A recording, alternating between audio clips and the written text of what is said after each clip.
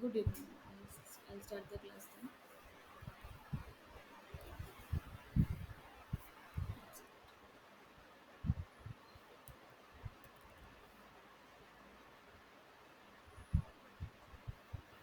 This is the week 7 of the TA session of Structure Analysis 1 taught by Professor Amit Shah.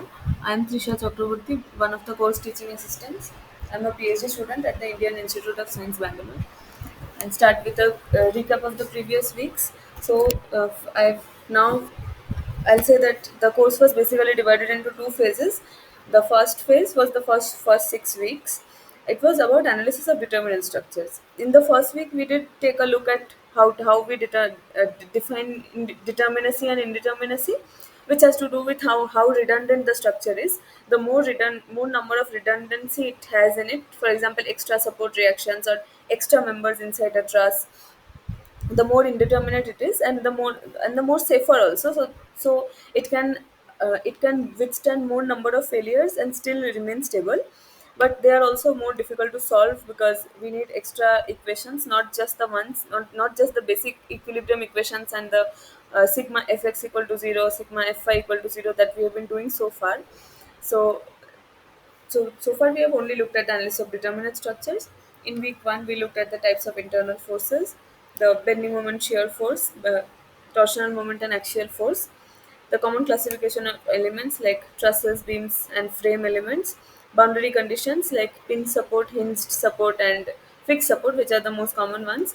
And took a brief look at structural indeterminacy. We are going to look at it in more details in this week and the next week. And apart from this week onwards, it is all about indeterminate structures. And the bending moment and shear force diagram, which solves the force responses of beams mostly, but they can also be extended to frames. Trusses do not have any bending moment or shear force diagram, of course, because each member in a truss can only undergo axial force. In week two, we looked at trusses, idealization of trusses as as composed of like single two force members, the stability of trusses, and solving member forces in a truss.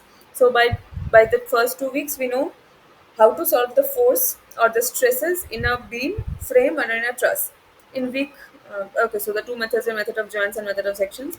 And from week 3, week 4, and week 5, we were looking at the displacement responses. So in week 3, we looked at the unit load method, which is based on the principle of virtual work to determine displacements in a truss. Now, this unit load method can also be extended to determine the displacements or rotation in a beam. But generally, for when we are looking at a beam, we follow these methods: the elastic curve equation method, the moment area method, and the conjugate beam method.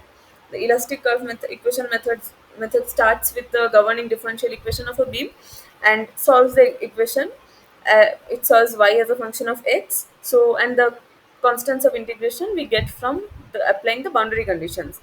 Applying it means, since we will get an expression of y or an expression of dy dx, and how we implement the boundary conditions is, if it is a fixed support on the left end, we know that at x equal to 0 there can be no displacement, so no deflection, so y will be 0 at x equal to 0. When we put this into my equation, I will get one expression of the integrations of c1 and c2. And then at a fixed support, we also know that there can be no rotation at the fixed support, so if at x equal to 0, dy dx is also 0. When we put this, we get another equation, and since it is a 2-degree equation, the equation is of the form dy dx equal to something. So we will get two constants of integration. We can solve them. And momentary and conjugate beams methods are shortcut methods. They are more like empirical. The elastic curve method is a fundamental method. Momentary and conjugate beam method are about following certain rules to get the displacement or rotation at certain points between 2 points. We do not get the entire profile in that case. So these were all three of these weeks were focused on the displacement or the strain responses of beams and trusses. And week 6, we looked at the influence line diagram, which has to do with moving loads. While we bending moment shear force diagram or how we solve the members of trusses were all about static loads, that is, the load pattern was fixed. In influence line diagram, only the boundary conditions are fixed, and then we assume that we just assume that as unit load or a unit movement moves across my beam, and I can find out the influence line diagram of a particular force or a force or a moment. Like, for example, I can find the influence line diagram of the force at the fixed support of the moment at the fixed support, and so on. Muller-Breslau's principle gives the influence line diagram in a qualitative manner, and once we have the influence line diagram quantitatively, we can find the absolute maximum bending moment of shear force under loads, series of point loads, and uniformly distributed loads greater or lesser than the span. So they follow very logically, as we saw in last class.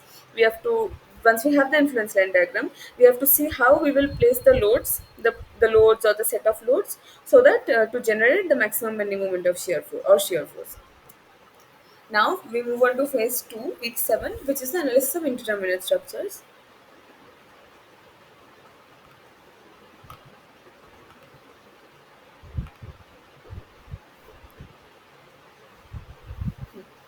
So we will look at degree of structural indeterminacy, which we have not looked at in that much detail so far. Then introduction to force and displacement methods. There are two classes of methods generally used to solve indeterminate structures. And as I said, that determinate structures can be solved by simply the equilibrium equations of motion, but for indeterminate structure we need some additional information. And these are the methods. Force methods and displacement methods are the categories of the methods which will give us this extra information to solve us the extra unknowns that we have to solve. There is Maxwell-Betty's reciprocal theorem, which we will look at today, and the method of consistent deformations, which is a force method, and it is a very general method. So if you understand it, you can apply it to a truss, you can apply it to a beam or a frame, you can apply it to any form of like the force in a like the shear force in a beam, the moment in a beam, all you can solve. So structural indeterminacy. Structures that cannot be analyzed using statics or equations of equilibrium only are called indeterminate structures. They require other material properties to be solved. So we have to see how these material properties will be used to solve them. The degree of indeterminacy is the number of unknown reactions minus the number of equations of equilibrium.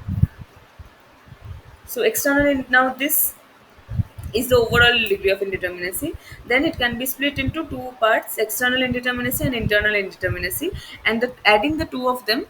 So if I have the degree of structural indeterminacy as 3, then external indeterminacy plus internal indeterminacy has to be 3. Let's see the definitions. External indeterminacy is total number of independent support reactions minus total number of available equations of static equilibrium. Internal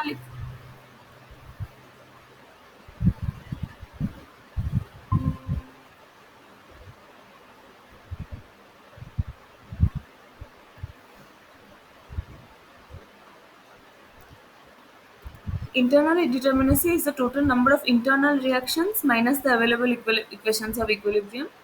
And this is the summation. Let's see some examples. So in this is a cantilever beam under uniform distributed load. The loading does not matter. When I'm looking at when I'm looking at the degree of indeterminacy, we can just ignore the loading. It is only the boundary condition that matters. So in this is a 2D plane and this is a beam. So I know that a beam cannot undergo axial force. So this fx thing I'm just ignoring. So the fixed support, though a fixed support can also restrain the horizontal force, I'm assuming there is going to arise no axial force in my beam. So this fixed support gives me two reactions. One is the vertical. One is the force in the vertical direction. Another is the moment in the z direction, that is into or outside of the plane. And the number of equations of equilibrium available is sigma fy equal to 0 and sigma mz equal to 0, because sigma fx equal to 0 is not relevant here. So this is a determinate structure. So we know how to solve determinate structures, and this is a cantilever beam, we can solve it simply. So we know it is a determinate structure. This is a propped cantilever. A propped cantilever has two reactions here and one reaction at the roller support, but it has two equations of equilibrium, so it is 1 degree indeterminate. This is a frame with two fixed supports. In a frame, all three have to consider. In a frame, this support provides a force in the x direction, force in the y direction, and a moment in the z direction. Similarly, this support. So I have six unknowns, and like I have six unknowns. Yes, six reaction forces and three equations of equilibrium here. See, in the case of beam, I was assuming I have two equations of equilibrium because the x direction force I am just ignoring. But in a frame, I have to look at that. So I have total six support reactions and three equations. So it is 3 degree indeterminate. and all of these are externally indeterminate. There is no internal indeterminacy here. This frame has two hinge supports, so it has two forces here, two forces here, and three equations. So it is 1 degree indeterminate. 2 plus 2 minus 3. Now force compet. Now we look at the force methods and the displacement methods. Force methods are also called compatibility methods or flexibility methods, and they are basically an approach. Okay, force methods and displacement methods are two classes of approaches that we use to solve indeterminate structures. Here, redundant forces are chosen as unknowns, and additional equations are obtained by considering the geometric conditions imposed on the deformation of the structure compatibility condition. So before, in one of the previous classes, we have seen what compatibility conditions are. The compatibility conditions basically say that there can be no discontinuity in a structure. So no discontinuity means that if I approach a beam from this side and this side, when I reach the same point, the displacement I get from both sides should be the same, because at this point, from the left, if I get a displacement of 1 millimeter, and from the right side I get a displacement of 2 millimeter, that means there is a discontinuity in the structure. But we know that a structure must be continuous. A structure always deforms in a way, so till it has failed. Once it fails, it can collapse. It can separate out. It can shear away. It can fail. But till it is stable, it still undergoes some kind of deformation when it is under loading and stable. So in that case, a structure will always deform in a continuous manner. So that is where the compatibility conditions come into picture. So what this says is the redundant forces are chosen as unknowns, and additional equations are obtained by considering the geometric conditions imposed by the compatibility conditions. So let us look at an example. Let us look at this propped cantilever. It is 1 degree indeterminate. So suppose what I do is I imagine the roller is not here. I remove the roller. So when I remove the roller, what happens is this is a cantilever beam, and due to this cantilever beam with the UDL, I can find out what will be the deflection at C. Imagine if it did not have a roller and the loading was same. So it would have some delta C here. Then what I do is I put a force here. Then I forget about this loading. Now I just imagine that this was a cantilever beam with the force at this point, with the force in the upward direction or in the downward direction at this point, and I use it as a force because that is the kind of force my roller would actually be giving. So in the first case, I imagine there was no roller, and I find out the displacement. In the second case, I imagine there is no separate loading, only a force at C pushing the structure upwards. So due to that, there will be some other deflection. So what then if I superpose the two structures, what happens? The first structure has this loading and it has a deformation. The second structure does not have any loading and it has an upward reaction here and some deflection. So, but since if you superpose the two structures, we will end up with this structure, which has a roller support at this end, with the support reaction being the force R that I had applied at this end. So, what I know from the compatibility condition is that when there is a roller support, there can be no downward deflection at this point. So delta C net has to be 0. So the deformation that I got due to the first structure and the deformation that I got due to the second structure, they have to add up and give 0. So if it wasn't clear already, we will look at examples that will make it clear. But basically the concept is that take as many number of whatever the degree of indeterminacy is, that many number of support reactions I will remove and replace them with hypothetical forces, and I have to apply the compatibility conditions to solve those unknown reactions. So there are several methods under this method of consistent deformation, which we will look at today. I think virtual work or unit load method, strain energy method, method of minimum potential energy, flexibility matrix method. Um, as far as I think, this is the only method that we are going to look at here. All of these methods are based on similar concepts, but they are different in implementation. And now we look at the other approach, the displacement methods. They are also called the equilibrium methods or the stiffness methods. Now look, stiffness and flexibility are inverses of each other. Okay, so this is the stiffness method and this is the flexibility method. Stiffness is loosely it is defined as, take a spring. In a spring, force is stiffness into displacement. So loosely, stiffness is that parameter or that resistive property of a body that resists displacement given the same forces applied. if I apply a same force on two springs or two bodies, the stiffer body will undergo lesser displacement. So that property is called stiffness. And if stiffness is a scalar quantity, like in a spring, the flexibility will be 1 by stiffness. So flexibility is of course that the more flexible a structure is, the more it will displace given the same force. So here what we do is displacements of joints are taken as unknowns. See, in this methods, the redundant forces are taken as unknown, and here the displacements are taken as unknowns, and this is where the fundamental difference between the two methods lie. Displacements of joints are taken as unknowns, and equilibrium equations are expressed in terms of these displacements and internal loads. These equations are solved to give the actual joint displacements from which redundant forces can be calculated. We are not going into the details right now because there are three methods under this: moment distribution, slope deflection, and stiffness matrix, and all three of these are very, very important topics, especially for advanced courses. So I think the last 3 weeks are dedicated to one of these each. So I think the week 9 will be slope deflection, week 10 will no week 10 will be slope deflection, week 11 will be about moment distribution, and week 12 is stiffness matrix method. Stiffness matrix method is more useful for computer coding assignments and or more complex structures, and it is difficult to solve it by hand because a matrix quickly goes out of hand. Like even a 4 by 4 matrix is really difficult to invert. So we generally move it to computer based algorithms. But slope deflection and moment distribution methods, they are lengthy processes, but they can be solved by hand. We draw a table and do all that. We will look at them. But for I think 3 weeks now, 7, 8, and 9, we are going to look at the force methods basically. So this is a summary of the difference between the two methods. Force methods, the unknowns are taken as internal member forces or reactions. In displacement method, the unknowns are taken as joint displacements. In force methods, to find unknowns, compatibility conditions are written. So number of equations needed is equal to degree of static indeterminacy. And in displacement methods, to find the unknowns, we write down the joint equilibrium conditions. So here we write down the strain conditions, here we write down the force conditions. And number of equations needed is the degree of kinematic indeterminacy, which we will look at later again. When we look at the displacement methods, we will see how we define kinematic indeterminacy. And now it is quite obvious that if the degree of static indeterminacy is less than the degree of kinematic indeterminacy, I will choose this method because then there will be lesser number of unknowns to solve. And if it is the reverse, that is the degree of static indeterminacy is larger than the degree of kinematic indeterminacy, I will choose the displacement methods.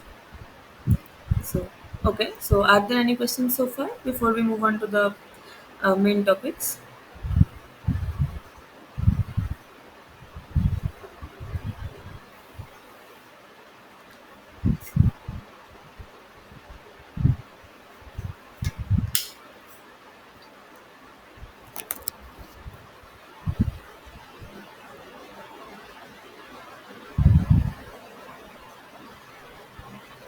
Okay. So, Betty's law, it is also called as Maxwell-Betty's law. In any structure, the material of which is linear elastic. So linear elastic structures are what we are studying here. What is elasticity? The property of elasticity is when Hooke's law is followed. So loosely, Hooke's law means that stress is proportional to strain. So it means that when I'm drawing the material diagram, the material stress versus strain diagram, it will be a straight line. So stress and strain have a linear relationship, and the slope of that line, that is stress by strain, will be equal to the Young's modulus. So the Young's modulus is unvarying basically. Now there are inelastic materials, so I'll just show a. I should have added it here. I will show a stress strain curve of concrete, say.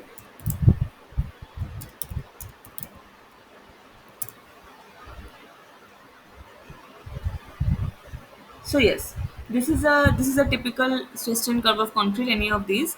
So suppose this is my stress strain curve. I draw stress here. I draw strain here. So this up to this part, a certain part, I will see that it is a straight line. So only this is my elastic limit. After this, it starts becoming non-linear. Then it starts decreasing. This is hardening. This is softening. A lot of stuff happens. But up to where this is a straight line, it is a small zone actually in most materials. This is called the elastic limit or the yield stress. And no, not the yield stress. It is called the elastic limit. And even after this, the structure is stable. It deforms, it increases the stress resistance and all. But up to which it is elastic, up to that strain and stress, I call it an elastic structure. So When I say here, this is what is meant by elastic is there is no elastic material. What I mean by an elastic material is that my stress developed in that material is less than its elastic limit stress. So that means that it is operating in the elastic zone. And linear means there are some kind of material and like there is some kind of geometric nonlinearity in a structure. They may arise, but we are not going to look at that. So linear, you can just assume that all the structures we are working with now are linear elastic structures. But elasticity is more easy to like visualize because we can just look at the stress strain curve and understand that the initial part is a straight line, like a straight line, linear, and then it starts changing. This linear does not only have to do with material linearity. There are also other things included.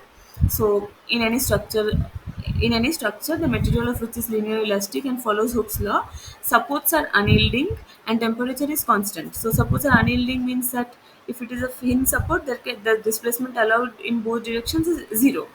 There are some kind of yielding supports which says that it is a hinge support, but the it can go downwards by 1 millimeter maximum. So that is basically a hinge support. It does provide restraint in the upward direction and in the horizontal direction, but it can also yield a little bit. But these are the for this law to be followed, there are certain criteria that has to be followed. So support should be unyielding and the temperature should be constant.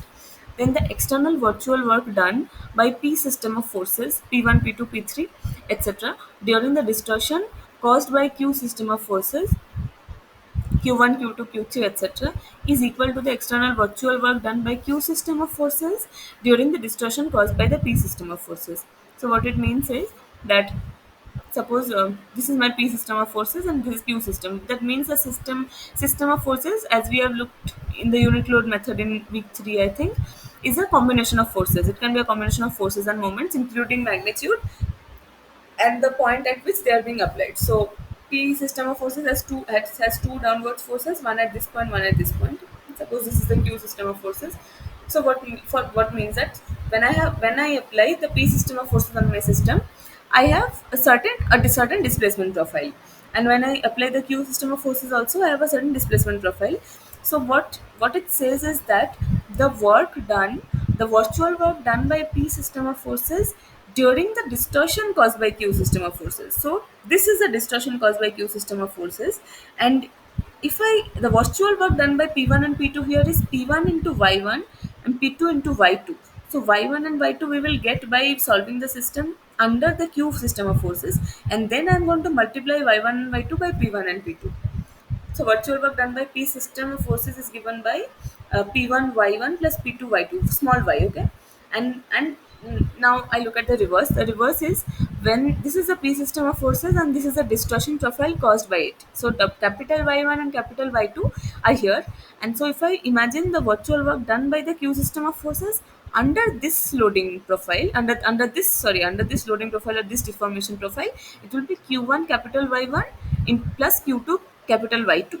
So, and the virtual work done by Q system of forces is given by Q1 capital Y1 plus Q2 capital Y2. So, according to Betty's law, these should be equal. So, this plus this should be equal to this. So, P1 Y1 plus P2 Y2 is Q1 Y1 plus Q2 Y2, and these Y's are lowercase and uppercase, so don't confuse them.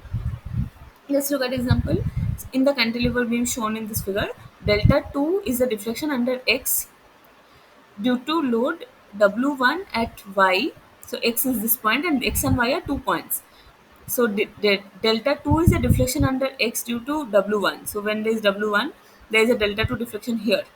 And delta 1 is a deflection under Y due to load W2 at X. So when W2 is applied here, there is a deflection delta 1 here. And so they want the ratio of delta 1 by delta 2. So I approach it in a very simple manner. Virtual work done by W1 during deflection caused by W2. So this is deflection caused by W2, and the virtual force in this is my P system of forces. That is just the one W1 at the tip. So the virtual work caused by this force under this deformation profile is W1 into delta 1, right? And the virtual work done by W2 during deflection caused by this force is W2 into delta 2. So W1 delta 1 is equal to W2 delta 2, and delta 1 by delta 2 is W2 by W1. see these options will be very closely spaced, so don't ever just try to calculate mentally and put one answer, because in these exams it's generally plus 4 minus 1. So if you lose out on an easy question, you basically lose out on 5 marks. So just these are very simple questions. You can just write it down in two steps and do it, but do not try to do them mentally, because the options will always be, so see, it has w1 by w2 and w2 by w1 both in the options. So you, if there's a high chance you will make a mistake and just confuse the two. So write them down. It is very simple. You can, and it doesn't even waste much time. So this is just for the competitive exams. For your college exams and all, you're obviously required to write everything down. So the chances of these silly mistakes reduces. But for competitive exams, it is worth investing in the time to just write down two steps and do it, rather than trying to be over smart and just solving in 1 second. This is another example. The beam shown in the figure carries load of 30 kilonewton and 40 kilonewton at points x and y respectively, and produces a deflection 8 millimeter at z. To produce deflections of 8 millimeter and 5 millimeter at x and y respectively, the load required at z would be. So, see, according to Betty's theorem, W's. So I want deflection of. I know that when this is like, when this is a loading profile, it produces a deflection 8 millimeter at z, and I need to know that what will be the force, what will be the load at z to produce 8 millimeter here and 5 millimeter here. So one set will be WZ into 8, because when the load is when the one system of loading, my P system of loading is this 30 here and 40 here, and another, imagine my Q system of forces where there is no force at X and Y, but there is a WZ at Z point. And due to that, due to the virtual work done by that force under this loading will be WZ into 8, because here it is said that under this kind of loading, this is the deflection here is 8. So WZ into 8 is, and the virtual work done by this system of forces under that condition is 30 into 8. I'm told that the deflection at x should be 8. So 30 into 8 plus 40 into 5. So WZ is 240 plus 200 by 8 is, that is 55 kilonewton. The Maxwell-Betty's reciprocal theorem. Okay, so that was the Betty's law, and Maxwell-Betty's reciprocal theorem is a special case here. It is a special case of Betty's law in which P is equal to Q, and there is only one force here. So there was a P system of forces and a Q system of forces. It could be any kind of combination, but here P and Q are there is, P has, like, P system of forces has one force, Q system of forces has one force, and they are equal in magnitude. So, for example, in a beam or structure, the deflection at any point D due to a load W at any other point C is the same as the deflection at C due to the same load applied at D. So, this, suppose, so the derivation is very simple. So the derivation here is, this is my P system of forces, this is my Q system of forces. Under my P system of forces, which is basically a W here, the deflection at D is, let us say, delta D, and under a W applied at D, my deflection here is delta C. So what I can write with, from the Betty's theorem, forget the Maxwell-Betty's theorem. From Betty's theorem, I will write that W into delta C is equal to W into delta D. So I get delta C equal to delta D. That is done here. Virtual work done by W when applied at C is W into delta C. Virtual work done by W when applied at D is W into delta D. As per Betty's law, W into delta C is W into delta D. So they are equal in magnitude only when the magnitude of these forces are equal. See, this is W, this is W. If this was W and this was 2W, then the displacement would be half of one, displacement would be half of the other. So this method can be applied for determinate and indeterminate beams both. Its special utility is seen in cantilever beams. Let's see, this is a cantilever beam. Find deflection at a distance L by 2 from fixed end when load P is applied at the free end. So, according to Maxwell's reciprocal theorem, the deflection at B due to the load P applied at C will be the same in the above case. So, here what I have is the force is applied at B and I need the displacement at C. But I know from the theorem that if I apply the same force at C, then the deflection at B will be equal to what I really want now.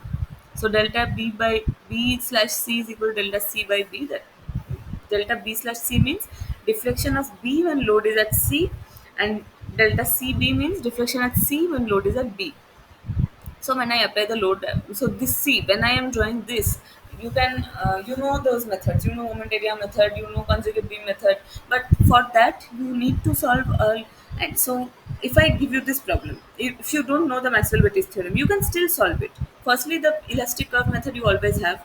The when we have the differential equation and we go when we solve the entire displacement profile, I will solve y as a function of x. I will put x equal to L/2 and I will solve the deflection at this point. So and then there are the moment area method and the conjugate beam methods, which also you can apply to get the deflection at C. But here we can get it by a very easy shortcut that if I assume the load was at P, okay, sorry, the load P was at C, so then the deflection at this P is even easier to get. We get it very in a simple way is that this part acts as a cantilever beam.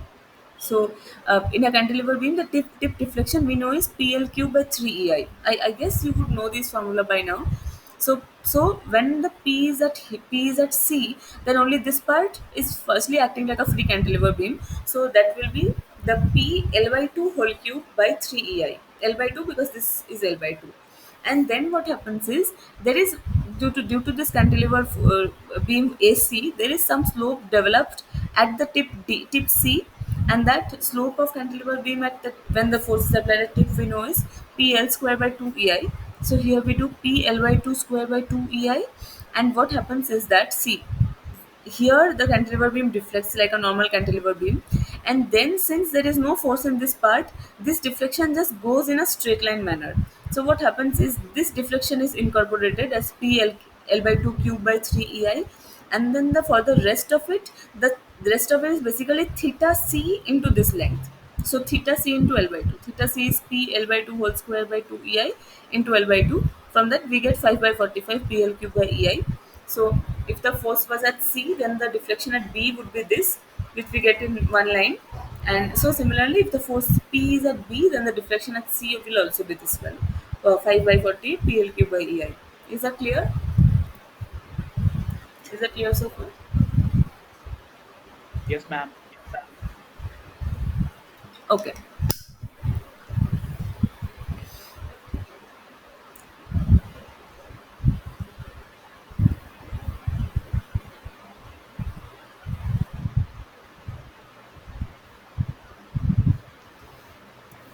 So we move on to the method of consistent deformation, which is a force method. We directly taking the redundant reaction forces as unknown and applying compatibility condition to solve them. So let us, as I said before, so let us look at example. So consider a propped cantilever subjected to UDL over the entire span as shown here. So this is a cantilever beam. This is a prop, which is a roller supported B, and it is under a continuous UDL. As for the above propped cantilever, the degree of static indeterminacy is uh, 2 plus 1 minus 2, as I said. There are two support reactions here, one support reaction here, and two equations of equilibrium because it is a beam, because I am not considering the axial or x direction forces. So the beam is statically indeterminate to the first degree. So the shear force at bending moment at any section cannot be obtained by using equations of static equilibrium alone. So what I do is, if we consider reaction RB as redundant and remove the restraint obtained by RB, then the remaining cantilever is statically determinate, which is called the primary structure. So the primary structure is, we remove this just simply remove, since this is 1 degree indeterminate structure, I remove one of the support reactions. I remove this, so I get a simply cantilever structure, cantilever beam here. I can also get some other kind of primary structure. So since this is 1 degree indeterminate, it is not necessary that you have to remove this prop. You can also remove the moment support here. Suppose you remove the moment support here, so this will be a hinge support and this will be a roller support. Now I can take either of these as primary structures, and I will end up with the same answer. Now we consider, suppose I consider this as my primary structure, this is my primary structure.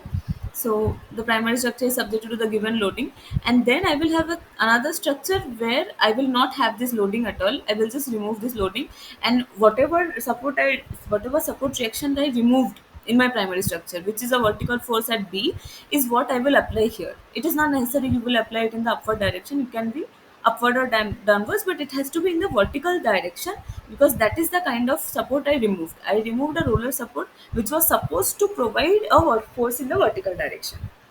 So since at B there is unyielded support, the net vertical deflection at B should be zero. This is the compatibility condition that I'm going to use, because since there was a roller support here, there can be no net deflection here.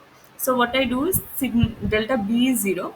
So due to this cantilever beam at the tip, I due to UDL, the deflection is WL to the power 4 by 8 EI, and due to this reaction here, there is an upward deflection of, like we did in the last question, P L cube by 3 EI. So R RB into L cube by 3 EI, and they are in a they are conducted by a minus, because for this UDL, for my primary structure, the deflection is in the downward direction, and for since I applied this force in the upward direction, the deflection here is in the upward direction. So RB I get here is positive 3 by 8 WL, and that is in the direction I assumed, that is in the positive direction, upward direction.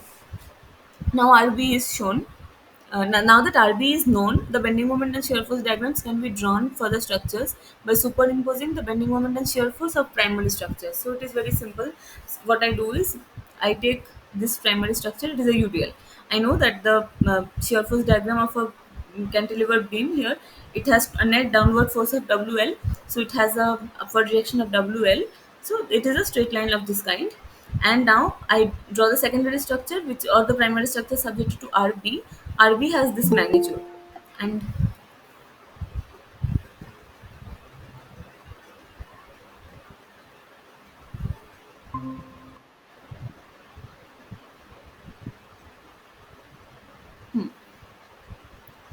so RB has a magnitude of 3 by 8 WL, and the reaction at this cantilever, the fixed end will be downwards direction 3 by 8 WL, and so the shear force diagram here will be a straight line parallel to the x-axis of magnitude 3 by 8 WL.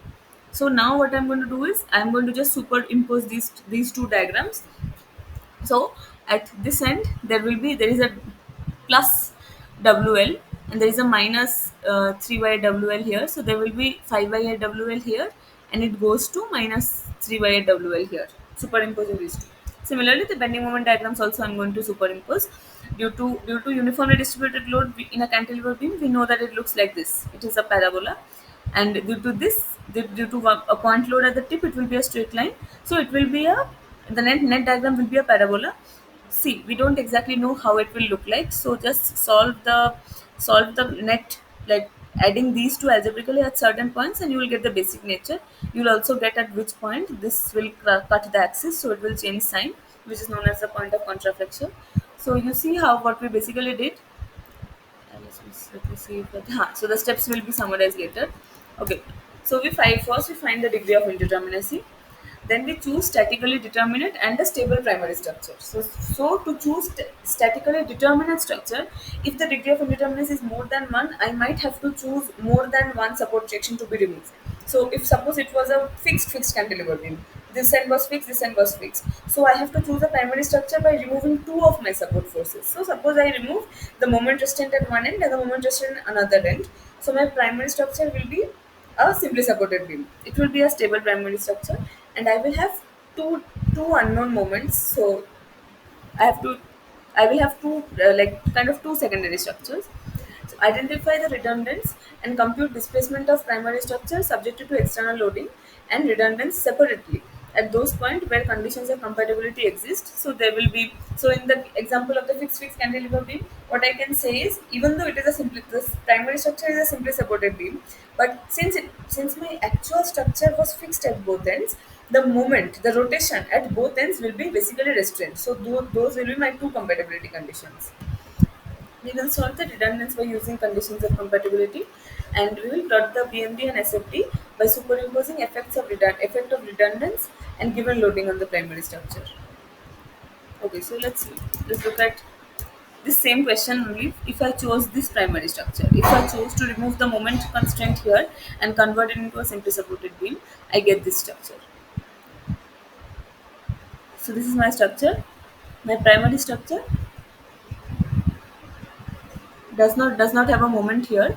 So this is a simply supported beam under UDL, And my secondary structure does not have the UDL. It is just a simply supported beam with the moment, with the clockwise or anti-clockwise moment at the left end, which basically had a fixed support.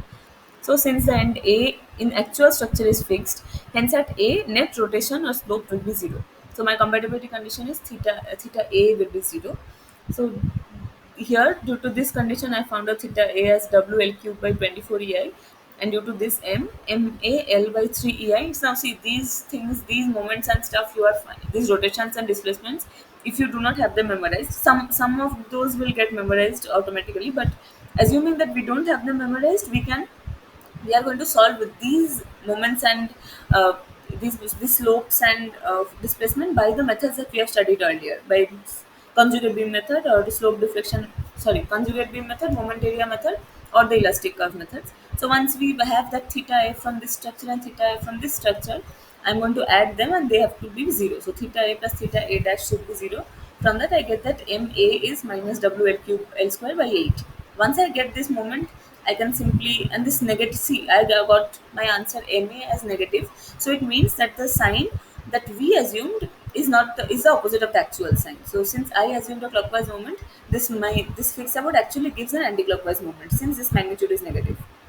So then when I'm drawing the BMD and SFD, I'm going to take this primary structure and I'm going to take this structure with this moment, and I get two SFDs. One is a straight line here, one is like with a slope, one is a constant straight line, and I get this.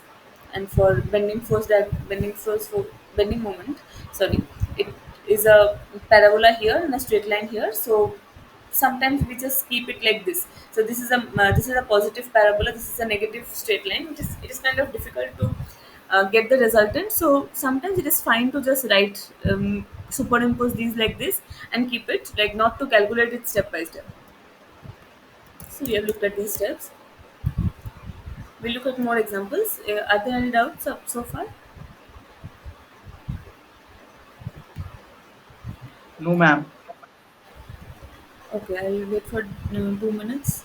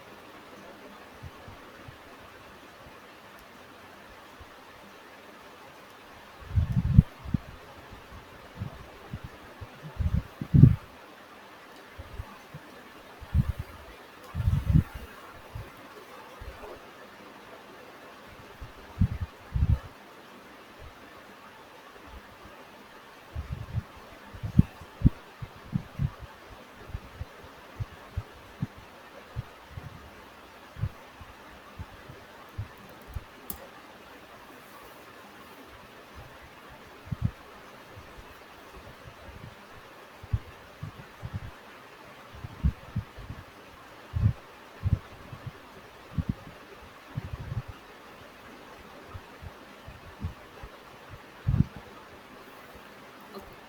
So let's look at some examples. We are going to analyze the fixed beam here. So this is a fixed end, this is a fixed end. Okay.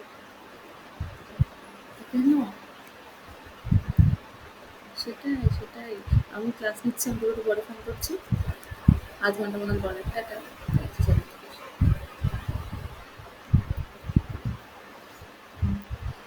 So since this is a 2-degree indeterminate structure, it has two support reactions here, two here, and two equations of equilibrium. So as I said, two.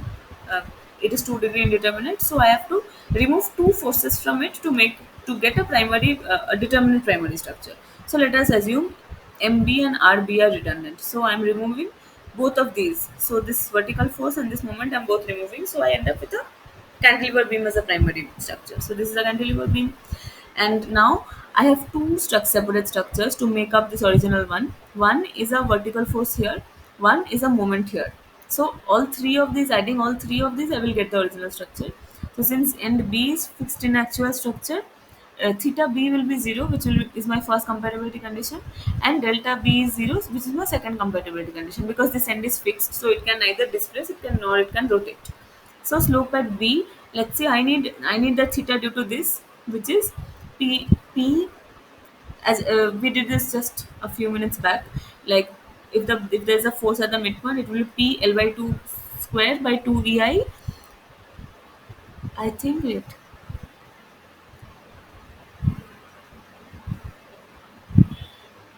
I'm not going to go into the details of the calculations right now. We just went through, like, we know how to find this. So due to this, I'm going to look at the displacement at B and the theta and the slope at B. Okay, so this is the slope. So whatever slope comes up to this is what is continued. The theta b remains the same as theta c, because there is no force here. So this is theta b1. From this I can get the theta b, like this theta, and adding all three of them algebraically, I will get 0, because it is fixed. So theta b1 plus theta b2 plus theta b3 equal to 0. From that I get one equation in RB and MB. RB and MB are my unknowns here, and the deflection at end B should also be 0. So I get delta B1, delta B2, delta B3, add all three, equate them to 0, and I get another equation in RB and MB. So I can solve these two simultaneously and get the support reaction. So MB is PL by 8, RB is P by 2. Just make a quick check of the units. The RB is a reaction force, so it should have the units of force, which is P has a unit of force, so it's fine. And MB is a moment, so it should be force multiplied by a length, so it is of the kind PL, so it's fine. And there's an alternative approach.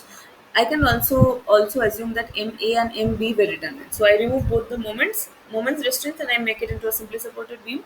So what are my structures? My primary structure is a simply supported beam with a load at the midpoint, and another structure here is a moment at here, and another structure is a moment at B. So MA and MB are my unknowns here.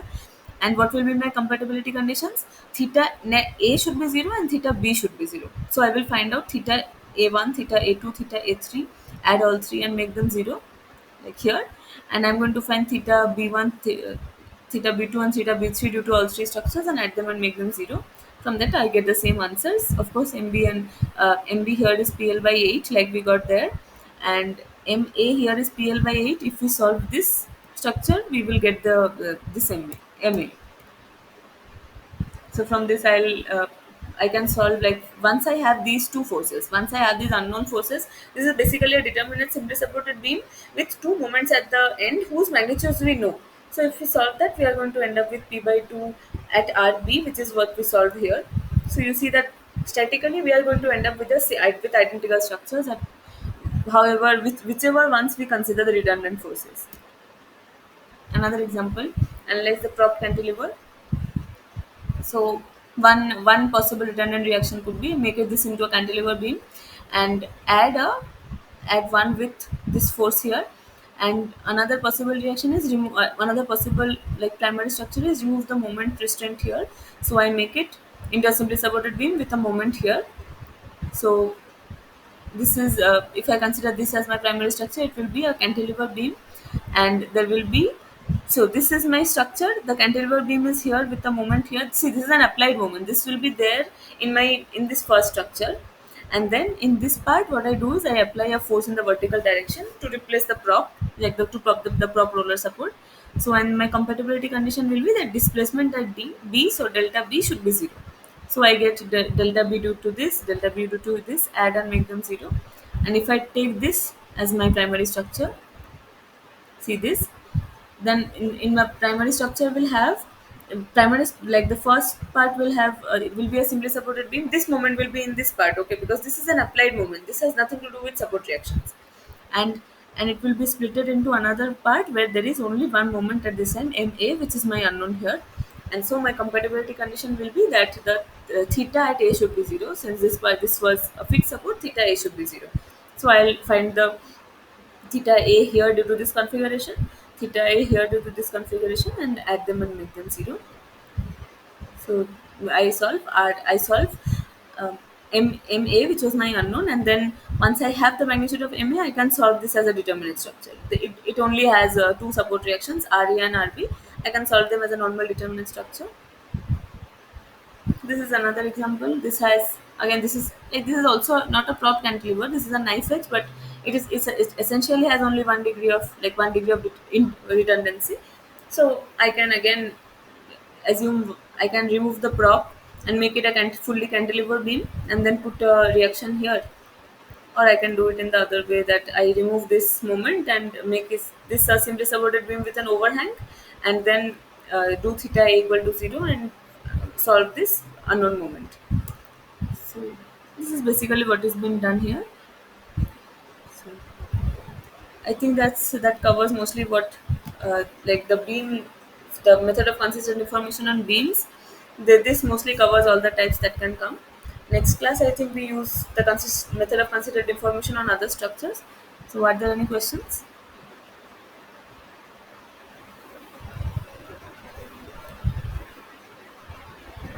No, ma'am. आज कोई question नहीं। Uh, I couldn't hear you. What did you say? Ma'am आज कोई question नहीं है ma'am. तुम्हारा voice ठीक से नहीं आ रहा. Can you right in the chat box please? Ma'am मैं बोल रहा था कि कोई क्वेश्चन नहीं है मैम, मतलब कोई अच्छा. डाउट नहीं अच्छा, है। ठीक. Okay, okay, okay, fine. So if you don't have any doubt, you may leave. I'll stay here for 5 minutes if anyone has any questions. मैं लीव कर दे रहा हूँ मैम। थैंक्स।